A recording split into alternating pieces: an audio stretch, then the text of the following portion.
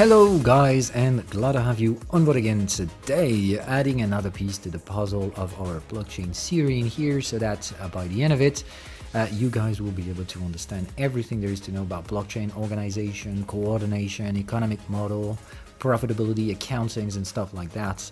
So that, well, normally you should be able to filter out the goods and bads in this very, very complex and full of shit ecosystem. So that was been the design all along for that series of video. It's not going to be hundreds of videos. It's pretty much, probably I think this one's going to be the last one, unless I think some details must be added before I do spin up the kind of big conclusion type of video, which is expected to be the next one. So this one should be the last one though, and in that perspective we do have to spend some time explaining the organization and coordination model in the general ecosystem. So as we always do, we're going to apply a model that is derived from existing different but similar environment types of models. So we don't just create things from scratch, we just extract it from existing models with similar contexts, though assessing that the end game in the specific blockchain kind of application will likely be similar, or at least coming real close to this. That means it's not necessarily going to be 100% similar, but very likely very, very close to. All right, without further ado, let's jump in. We're going to talk today, no surprise, with something that is called the SDN, Software Defined Networking Model, which is basically when we create kind of coordination, whether be it economic or whatever, and we try to structure it using software. Well, basically it tends to be, you can try many different ways. It always tends to kind of resonate toward this SDN model, which means you can try chaotic software organizations. They will generally tend to structure back into this kinds of model. Okay, so that means, as we can see, they're kind of very similar types of contexts with blockchain technology, which are basically network defined by software coordination. You have the cryptocurrency at the heart of the blockchain, which is basically the secure element, the nominated token value that helps securing the network. And you have some other layers which are more or less understood by the general public. So we can see the intrinsic similarities between this model, which has been proven itself to be very consistent in general software architecture, and we're going to see that this has likelier chances to actually play very well the same role for blockchain architecturing. Okay, so let's jump in. The first things is that, well, general public is very well aware of this kind of structure. It's going to be step one for that video to define these three big areas, which have been different color labeled. Well, the top layer is the application layer, which is generally called northbound API, which means there are connections between different types of software elements, and the application layer generally being the one that the general public understands the most, because that's the one the general public do interact with through the use of an application, which will have its own kind of software contracts and stuff like that. Will basically be the end user pressing some buttons, either physically or whatever, and ending up performing some kinds of actions. So that's really the way it is. Us general mortals would generally interact with those applications, and we therefore very well understand the nature of these things, that when we do press buttons, this and that happen. We don't really know everything there is to know about what truly happens in a software-based model behind that pressed buttons, but we do know what kind of end game action it will perform.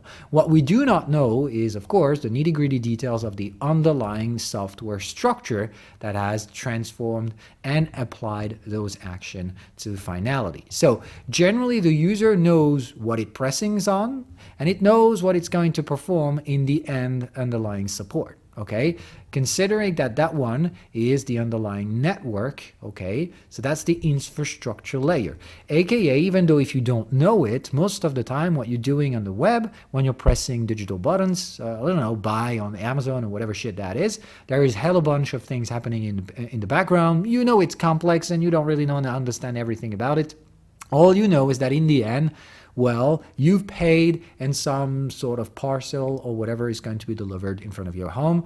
Well, aka the thing that you truly ended up doing is interacting with a shitload of protocols, which has been interacting with a hell of a lot of distributed ledgers, or not necessarily distributed ledgers, but call them distributed databases. Some of them are private database belonging to Amazon's internal servers. Some others are shared databases with the distributor, so many other underlying service providers until you end up getting the parcel delivered. So lots of things have happened. You just don't know anything about it. You just know that for whatever reason, there's been some things happening inside Amazon, some things happening with the delivery system, something eventually happening with the transportation system if it's been sent from another place of the world. And you just don't really know anything there is to know about the coordination of all those systems. You just know, well, I pressed the button, these guys might have been involved one way or the other, and I got the parcel delivered. All right? So the thing is that what we're going to be doing today is diving deeper into the overall general architecture of those software-defined coordination models. All right? Because definitely they will likely follow suit with the blockchain architecture. It means even if blockchain seems pretty damn chaotic and things all over the place, tokens being launched each and every day, full of them, most of them being full of shit, well, with this networking model, you'll know which very likely form this inherent chaos will likely structure itself into. All right? So like we stated, the application layer, I'll hardly spend too much time into it. These are generally front-end developers types of contracts which generally create functions and underlying structure and architecture for those functions to be executed in a much more underlying structure complex.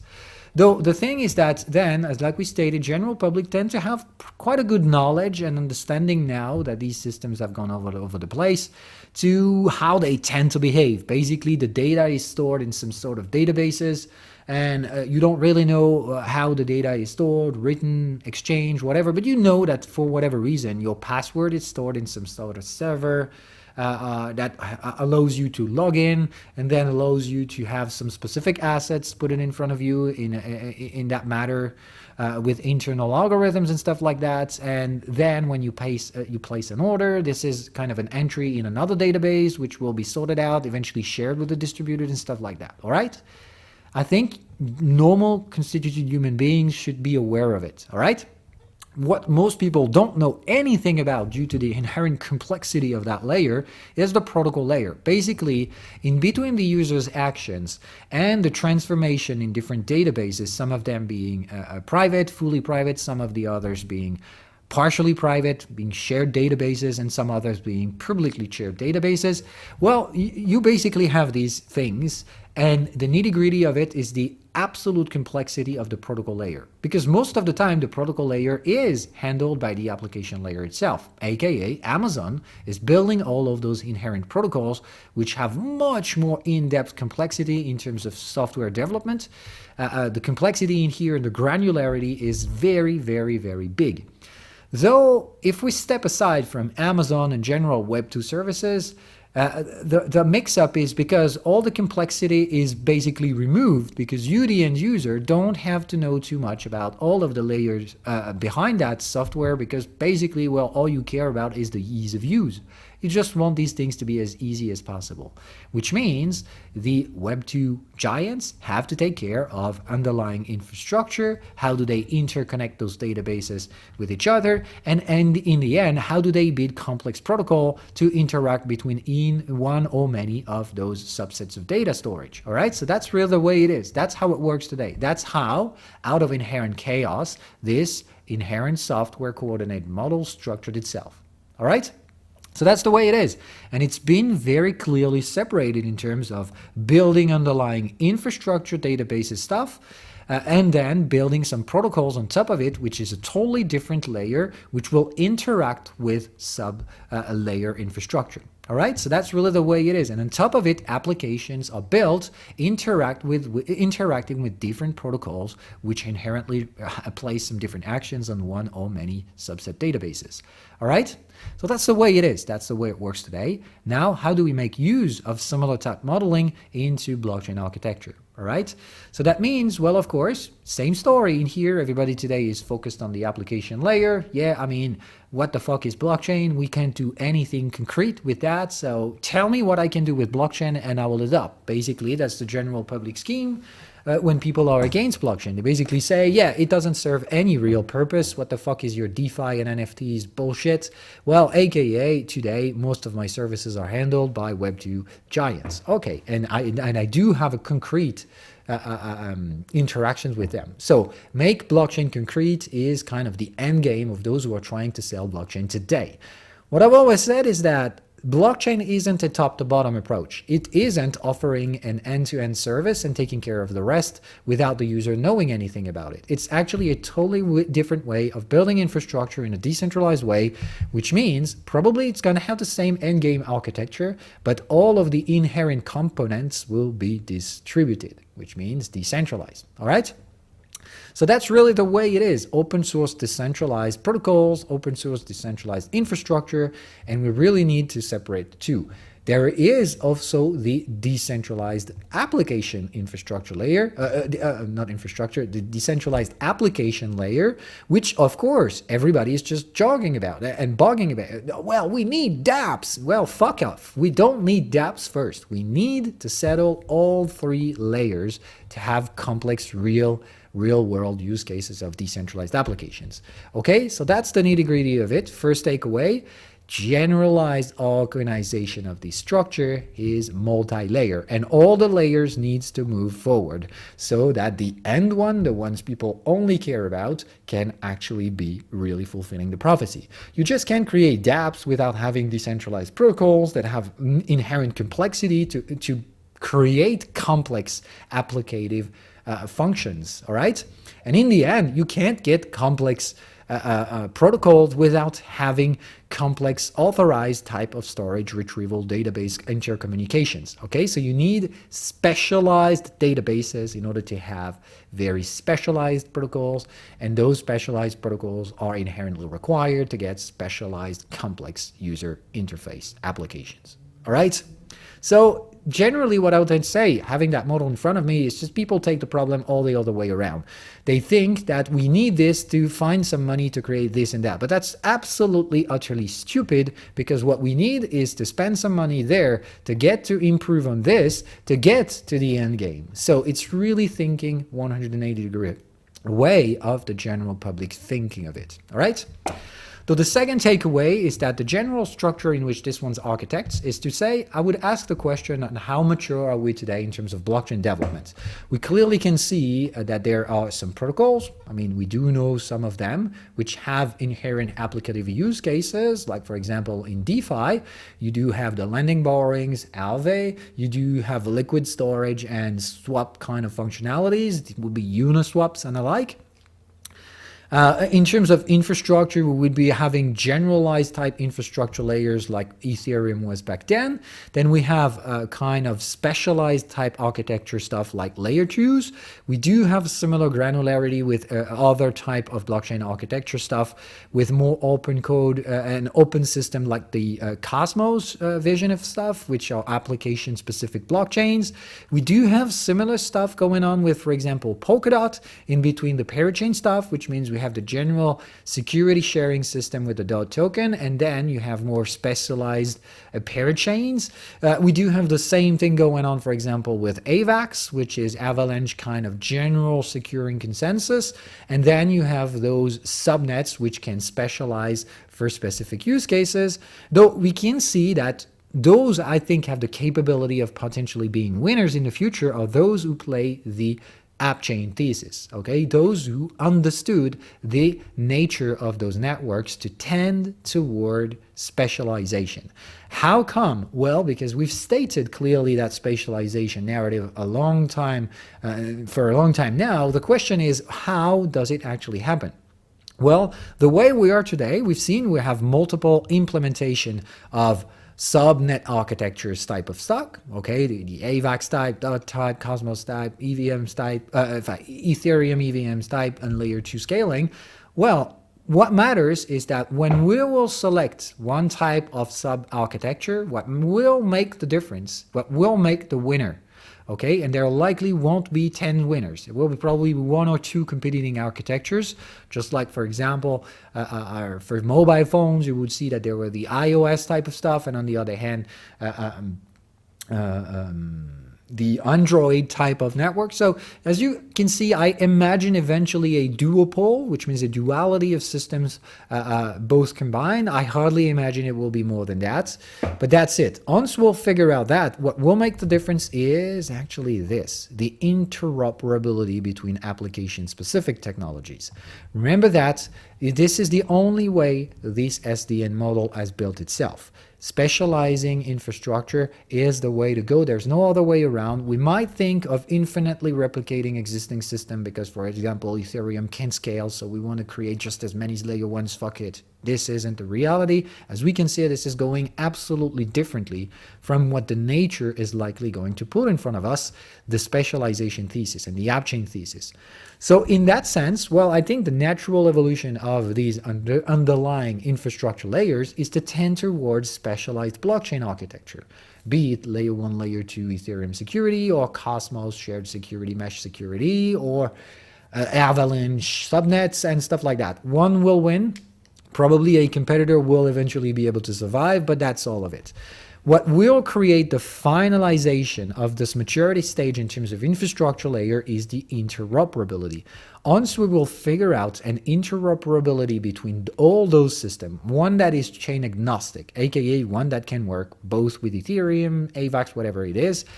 I do tend to personally believe this is IBC tech stack that will win that battle, but that's not necessarily a guarantee. There's also competitors like the CCIP from Chainlink, which is inherently offering kind of similar purposes to say, well, we can offer a generalized standardized messaging kind of protocol, which will help exchanging both tokens, values, and information between blockchains safely. Not the same type of third-party bridging stuff that we've seen in the previous cycle.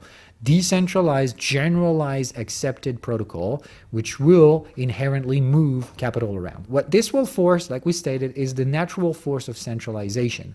It's the force that means we do have 2 competing directions. We do have decentralizing forces, which is inherently what we do with blockchain technology. Remember, blockchain cannot exist if this is not a decentralized system. So each and every node in here has to be decentralized, though there is a natural decentralization force. What we've stated is that this one is a requirement. It's not an option.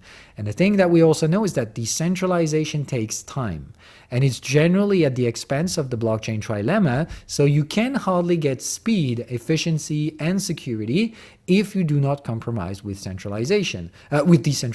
So on that front, if you want to maintain a general balance, you need to find elegant way to come over these scalability solutions without compromising on decentralization.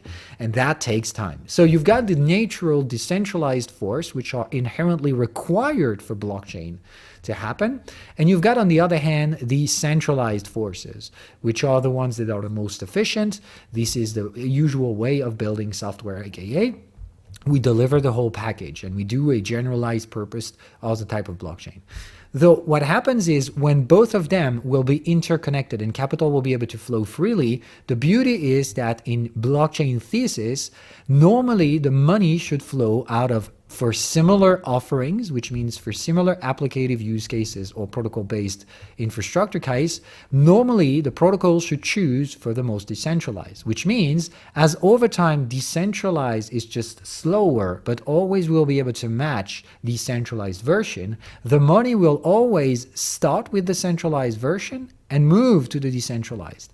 So the only way we're missing today, the only piece in the system missing today, which means we do have some relatively centralized application-specific blockchain or blockchains, general purpose type of blockchains, and we do have with them competitive, way more decentralized blockchains. Like for example, today Ethereum is much more decentralized than most of its competitors. So once we will get full interconnection, freely available securely to transfer capital and information between those blockchains, there's hardly a chance for this to happen any other way, but that the money will flow away from the centralized actors back into the decentralized ones. Because that's the nature of decentralization. So the step we're in is that we're still missing of that general interoperability messaging protocol. that everyone will agree on. When we'll get that, capital will freely move. And when capital and information will freely move, the natural selection will occur back into the most decentralized general protocols, general infrastructure.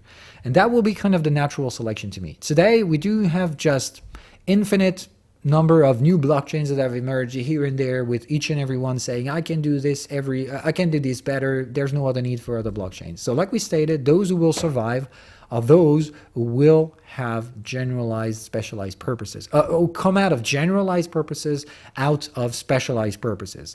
You will really want to do one thing better than any other to justify your existence. Otherwise, if someone else, even though more centralized, can create some new market shares and compete with you, it will be able to temporarily take over if you can't compete with more decentralization. All right, so that's the force between being application specific and decentralized. The more you succeed on both camps in here, the likelier are your chances for you to survive over time. And interoperability is what's going to drive these natural selection forces. Okay, so that's all you need to know for the infrastructure layer. The stage we're in now is that we still miss that general message passing protocol that will be globally accepted by everyone to transfer both value and information in between those databases. When there will be shared data, aka every database is going to have to specialize. So that's the stage we're in. We need to figure out that general message system. Once we get that, well, that's the end game. Everything will solidify, and the app chain thesis will probably be the only solution there. To have coexistent database with different applications for them. Okay, on top of it is the the protocol layer, which have its own inherent advancement in terms of developments. And what we've seen in here is the same kind of music that we've had in here, which means we've seen some wildly dominant emerging protocols like the AVEs and the like, but as they were deployed on below the network, aka we've seen the same old endgame of replication. That was, we take Aave, we fork it into, for example, Avalanche or whatever other competing blockchain, and we basically have the same software that is forked endlessly with tiny, slight improvements on top of it to make some specific use cases of whatever AVAX could offer that Ethereum couldn't. To me, absolutely nothing. Though this was just a copy-paste. It was like, yeah, okay, we've got Aave on AVAX because we've just basically copy-pasted. So we do have hell a lot of protocols today that actually do the same thing. So that's the same old story. When we'll get the interoperability between the underlying storage layers, the blockchains, the infrastructure, well, there's no way that the infinite horizontal replication of the same protocol will survive. All of the copycats will die instantly because the money will flow back into the original protocol. That's really the way it is.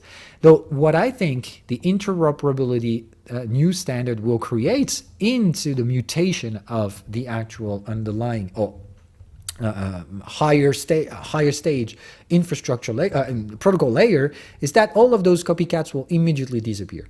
Those who have been able to eventually add some special functions coming out from the specialization of the underlying infrastructure, for example, in here Osmosis is able to do a hell of a lot more thing than Uniswap can do because of its open app chain architecture. Though that means there are things Osmosis can do or will be able to do that Uniswaps won't be able to. Though in that perspective, instead of competing endlessly, there will be the beginning of switching down to cooperation at the protocol layer. That's very important for you to understand. That's the natural order of things. When you interconnect everything, every inefficient capital allocation will immediately be destroyed, and things will concentrate into collaboration, which means if there's really one thing you can do that the original protocol can't, well, that means you can add value to that protocol by creating subsets of use cases. That means you will have multi-chains usage of protocols. And that's where you can see collaboration. That means those general grand names, the Aves, the Unis and the like, the leaders in their sectors, they will likely, instead of being copied and forked all over the place endlessly and dilute the value by fractionalizing the ecosystem, will start cooperating, which means if these guys are smart, what they'll do is say, okay, you kind of figured out something cool with this Osmosis stuff or whatever. Yeah, we can definitely make use of it. Come join us. We'll give you some Aave tokens and we'll build all together. For the general grand scheme of things, we'll cooperate for the common good because we'll all benefit from building on top of Aave instead of creating endless copies of Aaves on different specialized blockchains. Okay? It will be like you will bring your protocol to Aave, we'll give you Aave tokens for this, and you will keep building for us, and you don't necessarily need to make use of your specific stuff. Okay? So most of the protocol-based development will re-centralize into general decentralized protocols, the Aaves, the unis, and the like. But the thing that we need to understand out of this is echoing from the previous video in here is to say that we've mentioned back then that in terms of economic models, accounting models, we will likely have two types of models.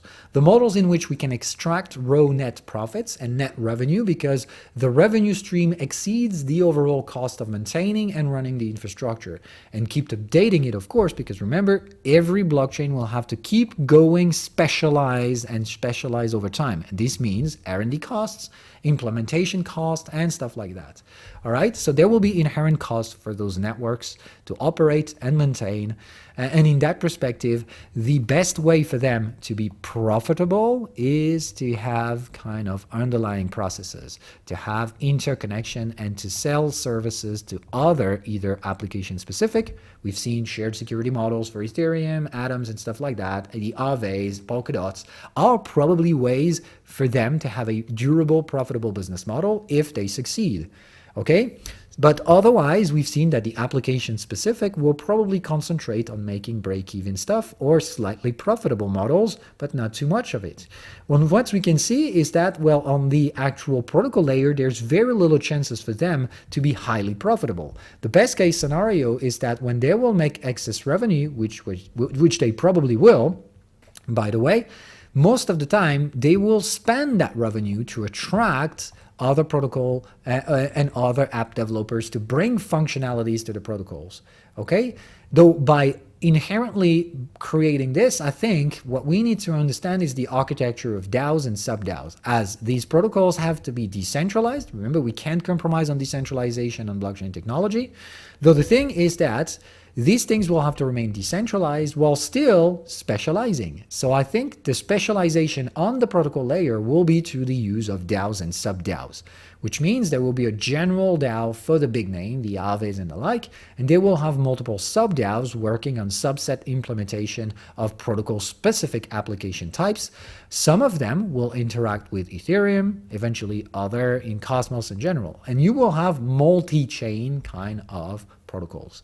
That's really the way I think it will naturally orchestrate. DAOs, sub-DAOs, which means in the protocol economic model, it's very likely going to be a zero-sum game, which means if you invest in a protocol-based token, you might necessarily want to be part of it. That means you rather like to be either building on that substrate or using it. Remember what we stated previously.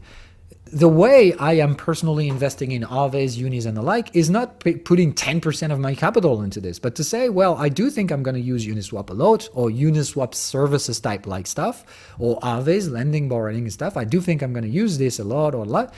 And I'm just going to get to invest in a token, not to get an excess reward, but just to get a free use of that system, which means my expenses will be my rewards. And I get to circle around with the free use cases. That's how I see protocol-based tokens in my personal portfolio. And I think that now that you have this general grand scheme of things structure explaining it, you should too understand that this is the way to go. You don't put 20% of Aave tokens in your portfolio unless you are building on Aave, okay? And in that sense, you would be a sub-DAO of Aave, and you will use that shitload of Aave tokens to put this thing in the direction. You will actually make use of your Aave's governance and stuff like that. You will play a political role in this underlying infrastructure. On this underlying protocol infrastructure, okay? That means the underlying infrastructure of protocol layer developments will probably be having its own subset of sub layers, aka the sub-DAOs architecture. All right? So there's one thing you really need to understand. I think if you see a network layer with sub-DAOs, probably not very mature. This is not a stable type of market participation system. That probably means your sub-DAOs are actually application specifics, which will probably, at least in my humble opinion, inherently want their own governance system, because it doesn't make sense to me to have DAOs, sub-DAOs on application-specific blockchains. On the other hand, makes sense to have these DAOs, sub-DAO on a protocol layer, so that instead of competing by endlessly creating replicated copies of one main system, you would have one system creating sub-channels in it to offer more functionalities. Okay, create more types of subcontracts, building more complex architecture in this protocol. Okay, so that's the way it is. And then, of course, understanding that the endgame application will be a subset of very complex protocol base, which will have interactions with multiple subsystems, which inherently themselves have interactions with one or multiple blockchains. You can actually even use one blockchain to communicate and store and replicate data on multiple blockchains. You can, for example, have multi-blockchain integration, like this protocol has to read the data on this blockchain and then write on that blockchain and then make sure that this blockchain has the appropriate data and stuff like that. And all of these complex mesh integrations between the infrastructure layer where the data is stored, the state is stored, the protocol which defines actions to be performed on top of these databases, which have themselves some software to make this data storage either smart or efficient or that and that and that. It will be specialized as best to attract and make easier use of protocols. And that's the last piece of that puzzle. You need to understand the economic implication and relationship between different layers. The infrastructure layers want to do just one thing. They don't give a fuck about the end game, which is exactly what we see today. The general infrastructure, the AVAX and like, they were all focused on the application. What can we do about it? They were trying to sell you application stuff. This is not understanding too much. If you really understand, you would understand that infrastructure is willing to get just as much protocols as they can to attract specialized protocols by bringing specialized technology down to the table and to say, well, if your protocol wants to do that specific stuff, you rather like to use our system because it's the best at doing so. That's really the way it is, all right? So that's how the infrastructure layer builds itself. It attracts the best protocols, okay? That's the way it is. And it needs to make them as efficient as possible. On the protocol layer, they will be able to just try to find the best substrate in which they can make the best potential actions, all right? And they can serve the best and most quality type of actions, the most complex features and stuff like that, so that these protocols will be targeted by just as many application developers as possible. One very good protocol will probably be deployed in thousands, or not necessarily thousands, but multiple applications. That means, for example, Aave, which is selling, aka just lending, borrowing features. You can see lending and borrowing in multiple type of applications. Multiple types of application. Lending and borrowing can be a subset of use cases for many applications. So then you understand how actual protocols will have to develop themselves. They are chasing the much more specialized use cases, but they will be on the edge of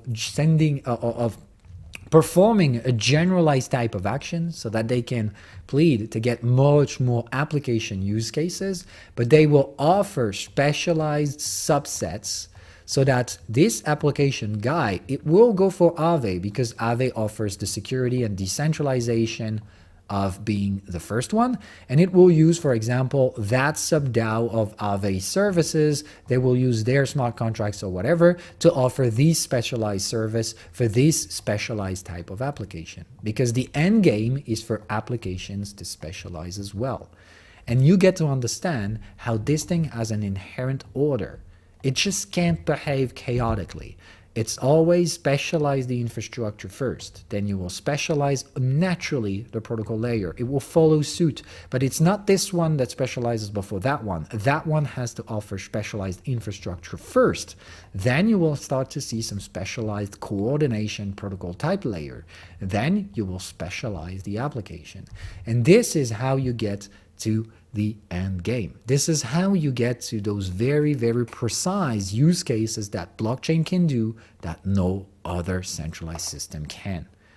If we want to have that breakthrough app thesis, that breakthrough revolutionary app that will put everyone into using blockchain without knowing what's actually happening in the background, well, think of it, guys. We really need to do this and that first. That means the next stage is this. Finding that interoperability standard. What it will cause is the natural selection in the blockchain ecosystem at the infrastructure layer. Forget about all these hundreds of layer ones. There will probably be a few of them, and only specialized ones will survive. All of the full of shit centralized things emerging out of nowhere, not a chance they will ever compete with those who are already much more centralized today. Very limited chances. On top of it, this will force the same old natural selection on the endless replicated shitcoin copies of centerpiece and centerplace protocol layers. They will concentrate and have two chances: die or go back building for the general grand scheme of thing, meaning going back to daddy and building for him. That's really the way it is, okay? Cooperation at the protocol layer, which, remember what we stated, in terms of economic modeling, will hardly be profitable. The general complexity of the protocol layer means very high level of expenses. Now remember that in our accounting system, the revenues and expenses, that means these guys will have hell a lot of expenses to keep themselves up to the game. Though I don't think that the general protocol layer will be any profitable. The best case scenario would be to have a free use cases. Those who can actually eventually profit from that layer will be the ones that actively participate in that layer and have some very, very widely used sub-DAOs and stuff like that. By offering services for this general purpose application, this general purpose protocol, means you will be able to have a more and more a bigger and bigger share in this underlying network, which means you will have voting powers and stuff like that in this thing. You are actually working for that system. Though remember what we stated, those who will have big shares in these protocol layers are the ones who will probably making either a tremendous use of it or actually building on it, all right? So that's the same old story. Don't invest thinking of passive return in protocol layer. The best you can get is a free use of it, and if you're trying to extract revenue out of it, you're just going to make this token less efficient. These tokens will mostly be much better used by those who are actually building on them. The DAOs and sub-DAOs, complex architectures. All right? So that's the way it is. And then, of course, forget about the application. The application, the killer app, yeah, it's going to happen at some point, but it's definitely not yet there. There are so many steps to still be performed before we actually end up being there. All right? So, guys, that's going to be it for today. I'm not going to go anywhere further than that. Probably the next video is going to be a very long one, summarizing some of the core essential topics that have been explained in here and some other models that we've shared before. Like, do you really need a blockchain? Where does it all fit? Is it a layer, a protocol layer? Is it a network layer? How does this thing shared value and stuff like that? The different types of tokens, don't mix them all together, all right? The general adoption phases, the S-curve breakthrough and stuff like that. All of these things and all of these models that I've shared to you through the past 6 months or so, we're going to make a general video to summarize it all. Once again, this wasn't just random. I've just, put it pieces on the puzzle, and I tried to explain the grand scheme of thing into a final video for that series around blockchain and blockchain architecture and blockchain economics and understanding it all so that you guys can easily understand how it goes, how it works, how to figure out the goods and bads, and how to know what you're putting your money into. That's basically all for today. Bye, guys.